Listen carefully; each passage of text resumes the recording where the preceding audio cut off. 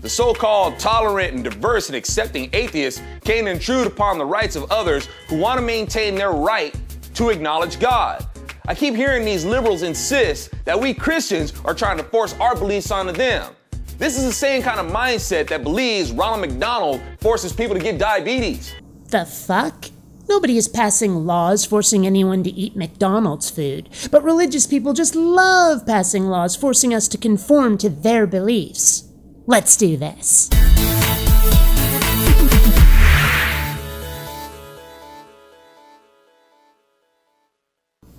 Greetings, fellow space travelers. BionicDance here. Meet Zonation, I guess, who seems to think that having the words "under God" removed from the Pledge of Allegiance is selfish. I'm pretty sure it's the reverse. Have a look. I really don't have much to say about this because Samantha pretty much said what needed to be said on Fox and Friends. Well, maybe you should review it for the rest of us, because I have no idea who the frick Samantha is, and I sure as fuck don't watch Fox and Friends. Turns out I had heard of this case. She's some kid who lobbied her school to keep or reinstate "under God" in the Pledge of Allegiance. I just didn't know her by name. But still, don't make assumptions for your audience, dude. You're supposed to be the news, apparently. But then there's this dude, the Grinch, out to steal free religious exercise. You're basically saying, say the pledge and participate in this oath that you don't believe in because of those words "under God" that were inserted, or don't say the pledge and risk being ostracized and bullied because you don't believe as others believe. That's not a choice government should be putting on my kids. Well, yeah. I seem to remember something in the First Amendment about government not establishing a religion. But even if they don't mention a specific God, we're still being told to pledge allegiance to a religious nation. Wouldn't you think that being made to pledge to a country under God smacks just a little bit of establishing a religion? Just a smidge? What a whiny tube of snot! Well, there's a valid argument. So very well thought out and rational. I prostrate myself before your superior intellectual capacity, sir. He's like Squidward. Dude, have a Krabby Patty and lighten up. How the frick did this guy get his own web news show? Was PJ Media just really hard up? Or did they think that somebody with low-quality, snarky comments would bring in the kids? I mean, okay, sometimes I'll indulge in the occasional sarcastic comment, but at least my barbs and jibes have class. Excuse me. Atheists aren't being ostracized and bullied. Actually, isn't it you atheists using the heavy hand of the state to infringe more and more upon the first right of the First Amendment? Not really, no. Curbing Christian power in the United States is hardly prohibiting the free practice thereof. You're allowed to persuade, not command, and you can pray just as much as you like. That's all the First Amendment gives you. Don't conflate the loss of privileged status with infringement on your rights. I don't recall hearing about people going around suing others to make them say "under God" in the Pledge of Allegiance, or sue anybody to make them say the Pledge of Allegiance at all. A lawsuit shouldn't even be necessary in any country whose government has not declared an official religion, nor should any pledge to a country with our First Amendment include a religious declaration. I seem to remember a line in the pledge about us being one nation, indivisible, but expecting us to say that our country is under God when proclaiming our allegiance to it divides us. It says we're not truly Americans if we don't believe in God. But leaving out that line? It doesn't tell you to not worship. It doesn't tell you that believing in God makes you un-American. It says nothing about religion at all, which means that all are welcome, not just the religious. And that is how you keep us indivisible, how we stay the United States of America. You think it's we Christians trying to force God onto you. You got it backwards. You get to enjoy living in America without having to say the Pledge of Allegiance at all. Well, what if we want to say the Pledge of Allegiance? What if we want to declare our dedication to this, our homeland? Should we not have the privilege to do so without compromising our principles? If you want to get married, you got to say "I do." If you want a pizza delivered to you, you have to state your address. If you want to pass the field sobriety test, you have to be able to recite the ABCs and stuff to prove you're not too drunk to drive. The point is that to partake in the enjoyment of things, you may be required to make a statement to the affirmative of such. What? Hands up if those were the worst analogies you've ever heard. And are you actually saying that in order for us to partake in the enjoyment of the United States, we're required to make a statement in the affirmative of this country being under God? How is that not a flagrant violation of the First Amendment? Or do you think that amendment only works one way, to protect religion, while not simultaneously protecting people from religion?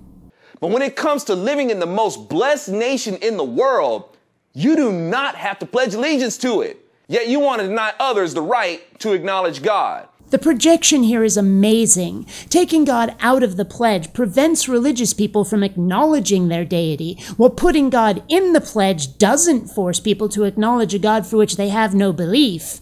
Apparently. You can acknowledge God all the fuck you like, dude. At home, in church, out on the street, wherever. You just don't get to make it part of a pledge that we're all going to say. You call us selfish, but you're the ones who want the pledge all to yourself. You people are sickly selfish. You can't see that you're intruding on someone else's right by denying them by force of the state to not acknowledge God. As opposed to forcing us to acknowledge a God for which we have no belief. That's not selfish. The government's job includes protecting our right to acknowledge God if a person chooses to believe. Which doesn't give you the right to insert God into everything. The government's job also includes protecting our right to not have religion forced on us. This is in the First Amendment, listed even before that right to that free speech you liberals love so much, and apparently love it so much that you want to keep it all to yourselves and deny it to everyone else not sharing your worldview. Protecting religion comes before free speech, you say? Well, if that's how you want to play this game, and it seems that you do, all right. I'll get technical with you. Protecting us from religion takes precedence. Congress shall make no law respecting an establishment of religion comes before or prohibiting the free exercise thereof. There's even a comma separating the two. We win, you lose. These haters keep trying to insist that the phrase under God was added in 1954. Okay, so what would make you feel better? That we go back to the original? Well, yes, actually. Well, the original was still written by a Christian, Francis Bellamy. You still want to say it? Yeah?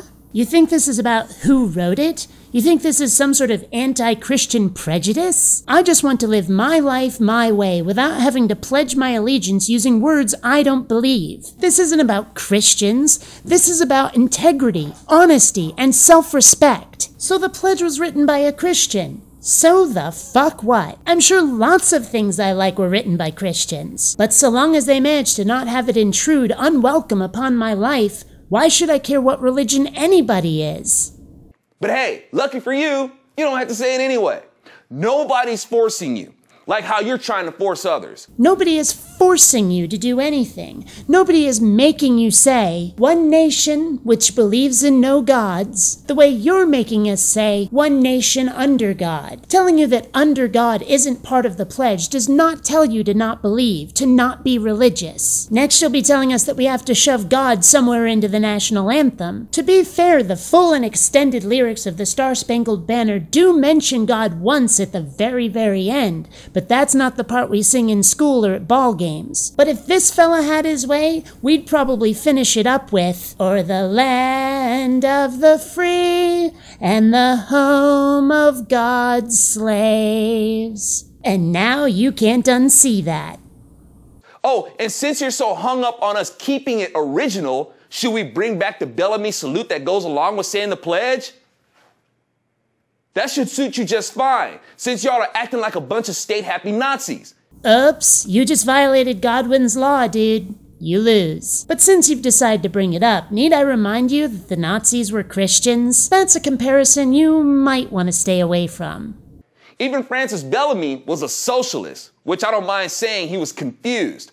But the Bellamy salute predates the Nazi adaptation of the salute. So what you're saying is that the original version of the salute, and by extension the original version of the pledge, were what we had before either one of them became evil.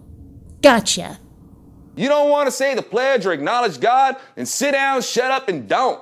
But you don't have the right to force others to join you. It amazes me that he doesn't see the rampaging hypocrisy in that statement. There's that balance of freedom again that you selfish and godless secularists or so-called humanists just don't understand. Balance of freedom? Balance? Either we do things your way or we sit down and shut up. How is that in any way balanced? Tell you what, from now on it's one nation under a law. And if you don't like it, you don't have to say it. How does that suit you? Well, if you don't much care for that, imagine how we feel when it's your God being forced on us. Now try telling us again how selfish we are. Come on, I dare you. And I'm spent. Until next time, fellow space travelers, this is BionicDance saying don't run on automatic. Instead, please think.